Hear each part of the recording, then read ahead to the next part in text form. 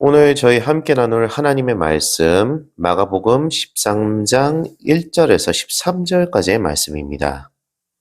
마가복음 13장 1절에서 13절까지의 말씀, 제가 가지고 있는 성경으로 신약 96페이지입니다. 마가복음 13장 1절에서 13절, 제가 대표로 하나님 앞에 봉독하도록 하겠습니다.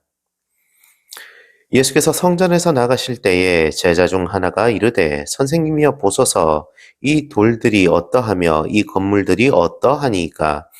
예수께서 이르시되 내가 이 큰 건물들을 보느냐. 돌 하나도 돌 위에 남지 않고 다 무너뜨려지리라 하시니라. 예수께서 감람산에서 성전을 마주 대하여 앉으셨을 때에 베드로와 야고보와 요한과 안드레가 조용히 묻되 우리에게 이르소서 어느 때에 이러한 일이 있겠사오며 이 모든 일이 이루어지려 할 때에 무슨 징조가 있사오리이까. 예수께서 이르시되 너희가 사람의 미혹을 받지 않도록 주의하라. 많은 사람이 내 이름으로 와서 이르되 내가 그라하여 많은 사람을 미혹하리라. 난리와 난리의 소문을 들을 때에 두려워하지 말라. 이런 일이 있어야 하되 아직 끝은 아니니라. 민족이 민족을, 나라가 나라를 대적하여 일어나겠고 곳곳에 지진이 있으며 기근이 있으리니 이는 재난의 시작이니라. 너희는 스스로 조심하라. 사람들이 너희를 공회에 넘겨주겠고 너희를 회당에서 매질하겠으며 나로 말미암아 너희가 권력자들과 임금들 앞에 서리니 이는 그들에게 증거가 되려 함이라. 또 복음이 먼저 만국에 전파되어야 할 것이니라. 사람들이 너희를 끌어다가 넘겨줄 때에 무슨 말을 할까 미리 염려하지 말고 무엇이든지 그때에 너희에게 주시는 그 말을 하라. 이는 너희가 아니요 성령이시니라. 형제가 형제를 아버지가 자식을 죽는 데에 내주며 자식들이 부모를 대적하여 죽게 하리라.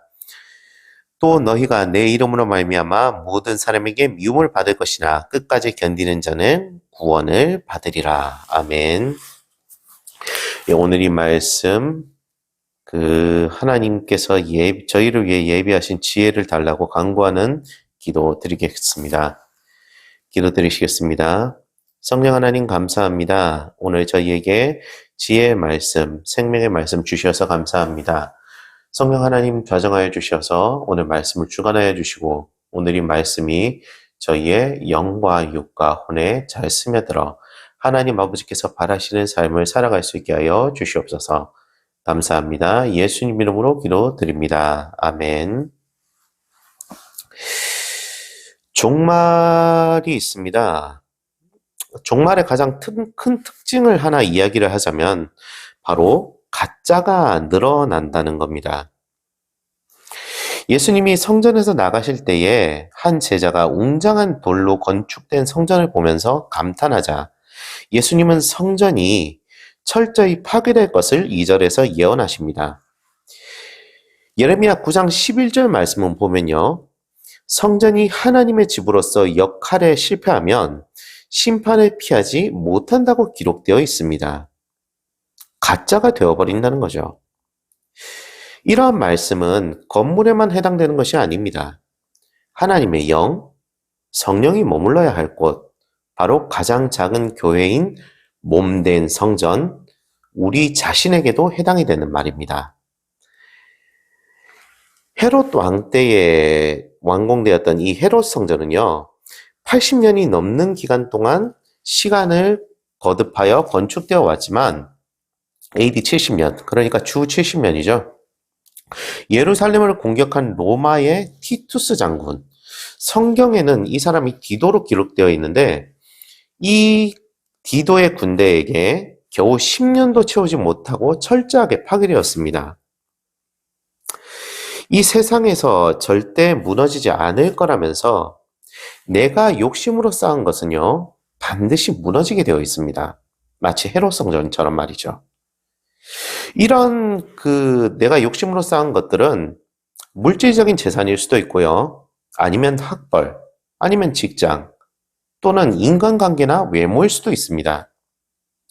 심지어 예수 그리스도를 믿는다, 혹은 그분의 뜻이라는 미명하에 진행하는 자기의 욕심, 고정관념 등으로 하나님의 뜻은 전혀 생각하지 않는 나 자신을 하나님 자리에 올려놓는 자기를 우상으로 만드는 우상 숭배를 저지르는 그런 오류를 범하는 경우도 있습니다. 정말 큰 문제는요, 이것이 자기에게만 그치는 것이 아니라 내 주변에 있는 다른 사람이나 동료, 심지어 가족에게 이러한 것을 강요를 하면서 자기가 만들어낸 하나님, 그러니까 우상이 된 자기를 자기가 좋은 방식으로 강요하고 그것을 따르게 압박하고 그 자리를 나로 채우려고 합니다. 실질적으로 하나님의 자리에 자기를 올려놓고 내 뜻대로, 내 생각대로, 내 마음대로 하려는 하나님 자리에 하나님이 아닌 나 자신을 올려놓는 어처구니 없는 오류를 범하게 되는 것입니다. 하나님께서, 예수님께서, 성령님께서 주인이 되지 않는 이런 교회를요, 거짓 구세주, 이단이라고 부릅니다. 기억하시길 바랍니다. 교회의 주인은요, 절대로 우리 자신이 아닙니다. 절대로 우리 자신이 아닙니다. 오직 우리 그리스도인의 주인, 삼위일체 하나님 한 분이십니다. 예수님을 구주로 믿는 사람은 하나님의 말씀에 그 뜻에 맞춰서 자기를 점차 변화시켜 갑니다. 그리고 그 하나님께서 원하시는 대로 그분의 말씀에 따라 하나님을 사랑하고 이웃을 사랑하고 하나님의 뜻을 기다립니다. 하나님의 때를 기다리게 되는 거죠. 반면에 자기를 우상으로 숨기는 거짓 구세주를 믿는 사람은 하나님을 기다리기 이전에, 응답받기 전에, 하나님의 때가 이르기도 전에 내 뜻대로, 내 마음대로, 내 생각대로 행하면서 자기 뜻을 하나님이 이루어주시기를 바랍니다.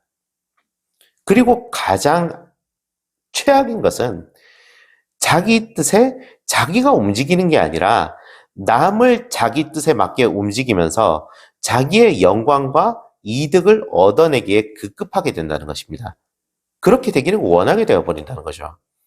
이런 사람은요, 자기 스스로 자기가 원하는 헤롯 성전을 짓고 있는 것과 마찬가지인 것입니다. 우리는요, 예수 그리스도를 구주로 믿고 고백하는 그리스도인입니다.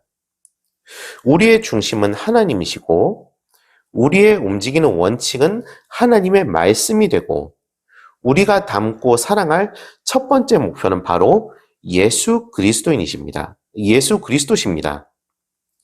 그리고 하나님 닮은 우리는 예수님처럼 하나님을 사랑하고 이웃을 사랑해야 합니다. 그리고 그 과정들 속에서 하나님이 정하신 때에 우리를 위해 한 사람 한 사람을 위해서 준비해 놓으신 하나님의 뜻이 하나 둘씩 이루어져 가는 거죠. 바로 하나님의 뜻을 실천해 나가는 그 과정 속에서 말입니다.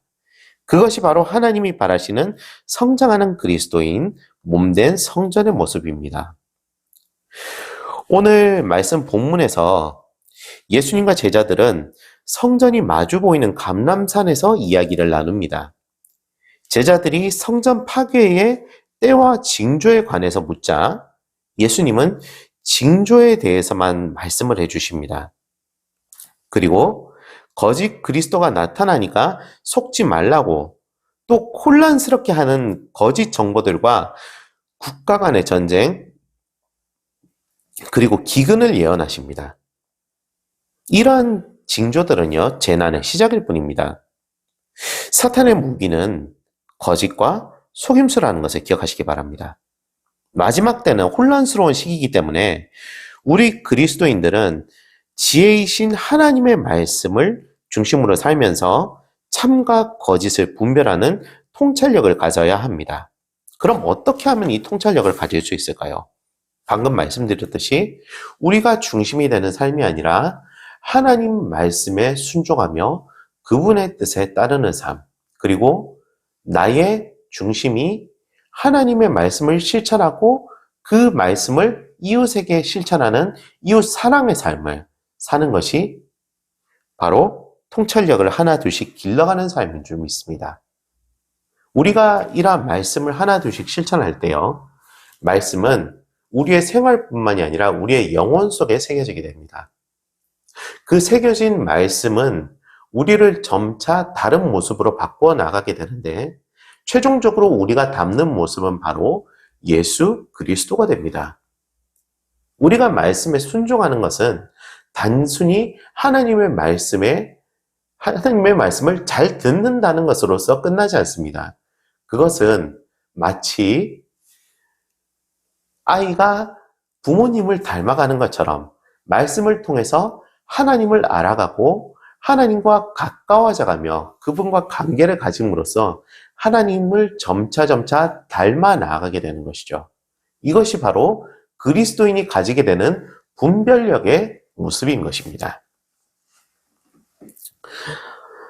본문의 그 시대 당시의 권력자나 종교 지도자 그리고 그들의 추종자들은 정말 마치 어둠이 빛을 거부하는 것처럼 복음이신 예수님을 거절했습니다. 예수님께서 그날이 되면 일련부류의 사람들에게 제자들이 괴롭힘 당할 것을 잘 알고 계셨기에 제자들에게 스스로 조심하라고 오늘 본문 9절에서 당부하십니다. 조심하라. 다시 말해서 깨어있으라는 이 말씀은 좌절하거나 놀라지 말고 다가올 박해에 영적으로 무장해 대비하라는 권면을 해주시는 겁니다. 예수님의 이 말씀처럼 시간이 흐르면서 제자들은 재판을 받기도 하고 매를 맞고 감옥에 갇히기도 했습니다. 하지만 영적으로 무장하고 성장한 제자들은 도리어 그러한 자리를 예수 그리스도를 증거하는 복음을 증언하는 기회로 바꾸어서 성령님이 주시는 말씀을 전했습니다. 이러한 제자들의 담대함은 예수님께서 11절에 하신 말씀이 그대로 이루어지는 것이었습니다. 11절 한번 보도록 하겠습니다. 오늘 본문 말씀 11절을 이런 말씀이 적혀 있는데요. 사람들이 너희를 끌어다가 넘겨줄 때에 무슨 말을 할까 미리 염려하지 말고 무엇이든지 그때에 너희에게 주시는 그 말을 하라. 말하시는 이는 너희가 아니요 성령이시니라 라고 말입니다. 복음이신 예수 그리스도의 구원은요, 위기를 기회로 바꾸는 선물도 될 수 있음을 기억하시길 바랍니다. 예수님은 우리와 지금도 함께하고 계십니다. 그리고 그 예수님을 깨닫게 해주신 성령 하나님도 함께하여 주시고 계시고요. 우리에게 늘 말씀을 공급해 주시는 하나님께서도 우리와 늘 함께하고 계십니다. 이러한 삼위일체 하나님과 함께하는 순간이 우리가 일상을 살아가는 한 순간순간이 될 것입니다. 그 속에서 우리는 어떠한 어려움과 마주하게 될 수도 있습니다. 하지만 두려워하지 마십시오. 그 자리는 위기를 기회로 바꾸는 자리가 될 줄로 믿습니다. 우리가 하나님의 말씀으로 무장할 때, 우리가 하나님의 말씀의 분별력을 가지게 될 때 그 자리는 하나님이 우리를 통해서 일하시는 자리가 될 줄로 믿습니다. 남을 변화시키기 전에 나부터 먼저 변화시키기 바랍니다. 내가 하나님 앞으로 나아갈 때에 하나님의 역사는 우리의 나날을 하나님의 나날로 바꾸실 것입니다. 내일을 알 수 없는 인생이지만 주님이 다시 오실 날을 확신하면서 하루하루를 잘 감당하는 우리가 되기를 소원합니다. 기도하시겠습니다. 하나님 감사합니다. 오늘 저희에게 생명의 말씀 주셔서 감사합니다. 주님, 우리는 내일을 알지 못하는 사람들입니다. 하지만 주님이 다시 오실 줄을 믿는 사람들입니다.